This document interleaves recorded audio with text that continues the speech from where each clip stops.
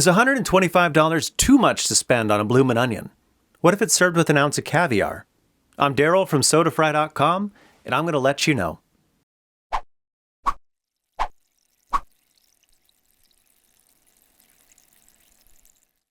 I've spent the last decade reviewing fancy fries and craft sodas on my blog, SodaFry.com. Recently, I've let my interest wander a bit, and I've started a project that I like to call the highest of lows.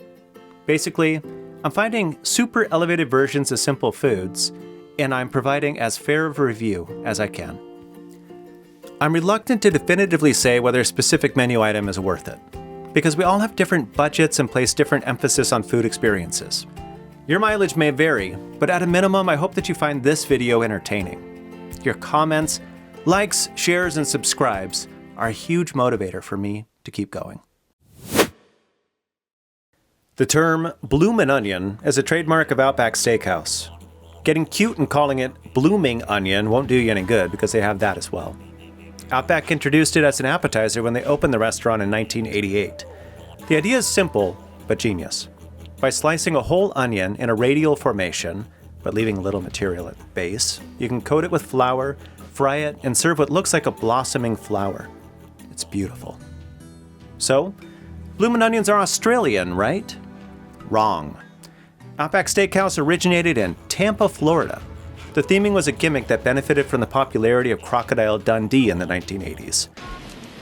That's a knife. And the concept quickly spread around the United States. There are even a couple of locations in Australia. The Bloomin' Onion itself was a menu item that Tim Gannon, one of the founders of Outback Steakhouse, introduced after serving something similar at a previous restaurant he worked at called Russell's Marina Grill. The chef credited with it there was Jeff Glowski. Coincidentally, Mr. Glowski moved to Australia, and he served the dish at a restaurant in New South Wales, but it was called an onion mum, like a chrysanthemum. There's more to the lore, but my focus here is that the Bloomin' Onion is simple, popular, and at about $12 for a whole fried onion, pretty cheap. When I stopped by the Outback Steakhouse recently, I found my Bloomin' Onion to be piping hot, crispy, savory, tangy, and maybe just a little bit greasy. Could it be improved? Sure. But how much? Canlis is Seattle's first true fine dining restaurant, and they serve a version of the Bloomin' Onion on their lounge menu.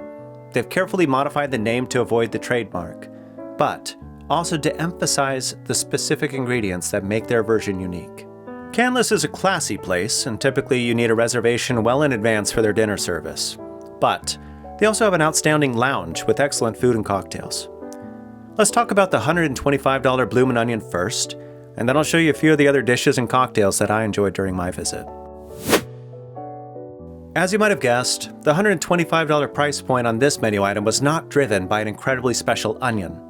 Instead of serving the onion with a tangy mayonnaise-based sauce, they serve it with an ounce of royal white sturgeon caviar from Idaho, layered on top of the most luscious goat cheese I've ever had. The fried onion was incredibly delicate and light. It struck the right balance of sweetness and salt without being too strong of a flavor on its own. The petals were expertly portioned for easy separation, and the caviar was portioned out in an even layer over the goat cheese in the original caviar tin. This gave the illusion of more caviar, but I promise you that 1 ounce was more than enough for the two of us. The goat cheese added a slightly nutty creaminess to the onion, while the caviar added a luxurious pop of savory brininess. I haven't eaten a lot of caviar in my life, but for being fish eggs, this wasn't the least bit fishy. It tasted more like a larger and stickier version of seasoning salt, and it enhanced the onion and the goat cheese quite a bit. While I really enjoyed the dish, I found the richness to be slightly overwhelming once we were about halfway through. The citrusy drinks that we ordered definitely helped cut through that richness, but I think it might have been better to share among 4 people instead of 2. The Bloomin' Onion was amazing, but it actually wasn't my favorite dish of the night, so I'd love to walk you through the rest of the meal. As a starter, I ordered the Scallop Toast. This may have been the best bite of the whole night. It's basically a delicate and crispy wafer sandwich of scallop paste and miso flavors. They explode with a deep, buttery flavor that's hard to describe. Again, I wouldn't call this fishy, but it was a very concentrated version of the best scallop dish you can imagine. These were $18 for 5 pieces. My wife ordered a filet-o-fish sandwich that was served with truffle fries. The fries were skinny and skin-on. I measured them at 6.5 millimeters, and they were both crispy and aromatic. They were thin enough that Canlis might not have needed to double fry them, but I don't have any insights into their actual methodology. They held their texture throughout the meal, and they were delicious. The fish sandwich was also great, but not dramatically better than other high-quality versions that I've had at other restaurants. You won't be disappointed, but it probably won't blow you away. At $26 for the sandwich and fries, it's also not dramatically more than you'll find at other restaurants. My entree was a real standout though. I ordered the Steak Frites for $55. This was a 6-ounce American Wagyu steak served with fries, but they suggested that I substitute the fries for potato croquettes. The steak was cooked perfectly, and it was amplified by a rich jus that was poured over top. It was incredibly tender and incredibly flavorful. The croquettes were fried golden on the outside and were filled with a buttery potato mash. The lemon aioli was able to cut through some of that richness. This is one of the best steaks I've had in a long time, and I'm confident that I'll come back for it again. Canlis has a strong non-alcoholic program at the lounge. I was able to explore most of the items on the menu, and also a few experiments from the bar crew. I started out with the Casoni. The Casoni is similar to a Negroni, and it leans into the bitter family of drinks. This is a very sophisticated and mature drink, and falls into what I would classify as a conversational drink. You want something to sip, and the bitterness prevents you from drinking it too quickly. They use Wilderton's Bittersweet Aperitivo as the base. This is made from grapefruit, orange blossom, and herbs. That's cut with Alta's Casamara Amaro soda, which is a botanical-based extra dry soda water. The addition of purple corn syrup extract is an example of the bar's creativity, and I think that this ingredient alone helps the Casoni avoid falling into the cough syrup territory of other Negroni alternatives. The citrus and cedar garnish was another touch of elegance.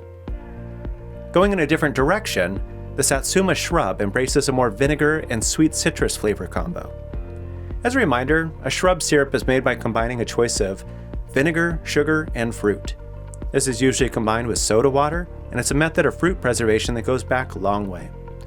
I only tasted a hint of the vinegar with how strong the Satsuma came through in this one. It was sweet, but still light and balanced, with a Moroccan mint tea and ginger beer. This is quite a bit easier to drink than the Casoni, and a bit more fun too. Maybe a bit more of a gossip with the theater mom sort of vibe than the brewed in leather armchairs vibe of the previous drink. Fantastic stuff.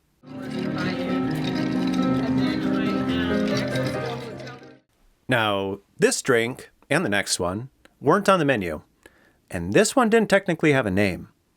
Jose Castillo, the bar manager, and I came to a gentleman's agreement that it could tentatively be named Purple Fog, and that's because of the subtle hue from the purple corn in the drink and the foam on top. It borrowed this ingredient from the Casoni, and I think it used it in a more playful way. The drink itself was built on a caramelized pineapple syrup, sudachi, a small and mild Japanese citrus, lime, and ginger beer. Jose topped it with a purple corn foam that added a creamy sweetness. I loved everything about this one. If I'm ever in a position of absolute power, this is the drink that I would snap my fingers and receive from one of my 50 assistants. Bear in mind that this, and really any other drink, may not be available when you visit. However, I'm sure that there'll be something else equally exceptional. This was a recommendation from the bar team, and another one that wasn't currently on the menu. The name comes from the Norwegian word for sunshine, and they had originally called it Winter Solskin. But it's a great drink any time of the year, so Solskin alone is just fine. I don't have all the details, but I do remember that it's built off of common chai flavors, including a heavy emphasis on cardamom. I believe there was also ginger beer to give it some sparkle, and some citrus flavors to balance everything out. It was amazing, and I wish that I remembered more.